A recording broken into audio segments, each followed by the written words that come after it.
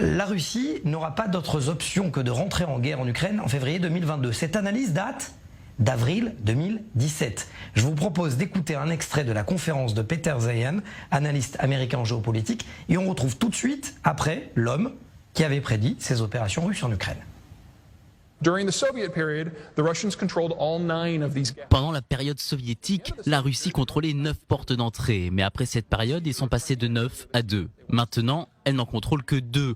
3 avec l'annexion de la Crimée, 5 des anciennes portes d'entrée sont à l'ouest. Et pour que la Russie reprenne ses accès, il ne faut pas seulement qu'elle prenne l'Ukraine, mais qu'elle prenne aussi l'Estonie, la Lituanie, la Lettonie, la moitié de la Pologne, la moitié de la Roumanie, l'Azerbaïdjan, l'Arménie et la Géorgie. Et comment cela va se faire ? Il y a plusieurs possibilités et les Russes ont tous les outils pour le faire. Et les Russes ne voient aucune résistance significative. Les sanctions financières ne les atteignent pas et ne les feront pas se remettre en question. Et on vous retrouve donc, Peter Zeihan, depuis les montagnes du Colorado aux États-Unis. Vous êtes analyste en stratégie géopolitique. Première question, et j'imagine que vous êtes tout sauf devin ou magicien. Visiblement, ça vous fait sourire, ou même rire. Possédez-vous des pouvoirs que d'autres n'ont pas? Parce que vous êtes le seul à avoir annoncé que la Russie allait lancer ses opérations en février 2022. C'était de cela il y a 5 ans. Je ne dirais pas que je suis un magicien, mais ce qui est certain, c'est que je possède des outils que d'autres n'utilisent pas, notamment la géographie et la démographie. Nous avons toujours su que si les Russes arrivaient à survivre en tant que peuple, ils devraient recréer des liens avec les pays voisins qui avaient voulu les envahir avant, notamment l'Ukraine. Donc c'était certain que cela allait arriver. Et d'un point de vue démographique, on voyait bien que la population était en train de s'écrouler. Et 2022 était la dernière année où la Russie avait assez d'hommes pour remplir les rangs de son armée. Donc c'était vraiment maintenant ou jamais, et on a pu prévoir ça depuis quelques années. Et vous avez écrit et dit aussi que la Russie avait programmé ses opérations, et en premier lieu, moins pour des raisons militaires, mais plus pour des raisons financières et surtout énergétiques. Ce qu'on va voir au cours des 3 prochains mois, c'est que le programme était d'utiliser l'énergie pour faire voler en éclats l'alliance de l'OTAN. Donc je pense que les Russes sont aussi étonnés que vous et moi quand ils voient à quel point les Européens sont soudés pour imposer des sanctions. Mais dans un futur proche, tous les gazoducs qui passent par la Biélorussie et l'Ukraine ne fonctionneront plus, soit parce que les Russes les auront détruits accidentellement, soit parce que les Ukrainiens les auront fait exploser. Et quand cela se produira, il ne restera que 2 gazoducs, celui qui passe sous la mer Baltique, le Nord Stream, et celui qui passe en dessous de la mer Noire, le Blue Stream.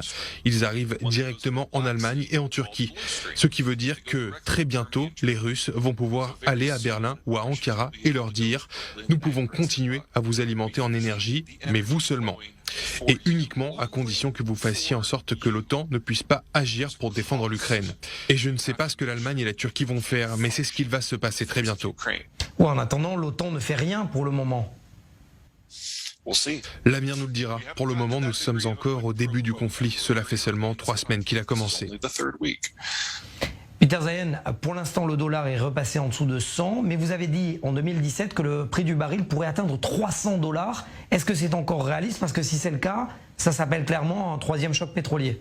Nous allons avoir un 3e choc pétrolier à l'échelle internationale. Ce qu'on voit pour le moment, c'est que les 2 tiers des exportations de pétrole russe qui sont destinées aux pays occidentaux, via les mers Noires et Baltiques, ont commencé à déserter le marché.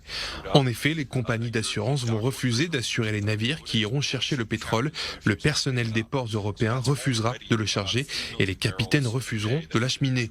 Donc aujourd'hui, ce sont déjà 3 millions de barils par jour qui ne circulent plus. Et au fur et à mesure que le conflit va se poursuivre, ce sont les pipelines tout entiers qui vont arrêter de fonctionner. Et dans cette configuration-là, nous devrions nous estimer heureux que le prix du baril de pétrole soit de 170 $ seulement, parce qu'il me semble que 200 $ est un tarif plus réaliste. Et quand nous en serons là, le président Joe Biden pourra arrêter les exportations américaines de pétrole brut. Quand cela arrivera, le monde n'aura plus accès au pétrole russe et américain en même temps. En Amérique du Nord, le prix de l'énergie est d'environ 70 $, mais dans le reste du monde, il ne redescendra plus jamais en dessous de 150 $. Et maintenant, alors que nous essayons de nous adapter aux nouvelles normes, je crois que 300 $ est un prix raisonnable. $150, $300. Vous avez publié également un livre au nom très équivoque et optimiste, The End of the World is just the beginning mapping of the collapse of globalization. La fin du monde commence à peine, cartographie de l'effondrement de la globalisation. En quelque sorte, je traduis en mots simples, vous êtes en train de dire qu'il va y avoir un nouvel équilibre des forces et donc un Proche-Orient plus explosif. Bigger, but yes. Let's start with the Middle East, though. Oui, quelque chose plus large que ça. Commençons par le Moyen-Orient. Si les prix augmentent vraiment, ça veut dire que le coût de l'agriculture va augmenter lui aussi. Il faut bien garder à l'esprit que la Russie et l'Ukraine sont les 5e exportateurs mondiaux de blé et que la Russie est le premier pays exportateur d'engrais. La dernière fois qu'il y a eu une interruption dans le marché du blé en Russie, les prix ont triplé au Moyen-Orient.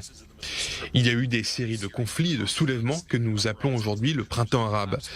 Ce qui va arriver au 4e trimestre de 2022 sera bien pire que ça. Et je serais surpris que le prix du blé au niveau international ne soit pas multiplié par 4. Global wheat prices did not at least quadruple, and then Au Moyen-Orient, le prix sera largement au-dessus et tout le monde va en souffrir parce que l'alimentation dans la plupart des pays de la région repose sur la farine.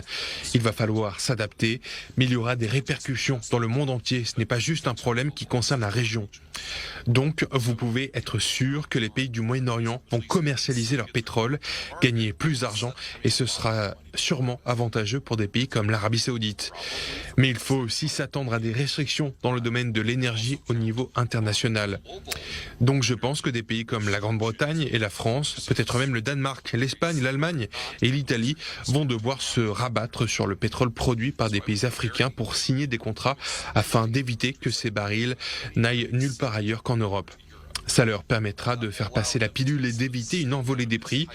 Mais pour les pays qui dépendent déjà du pétrole africain comme la Chine, il s'agit d'une multitude de facteurs catastrophiques. worst possible constellation of factors. Est-ce que vous pensez que Vladimir Poutine le savait? Est-ce que c'est pour ça qu'il a durci ses positions vis-à-vis de l'accord nucléaire?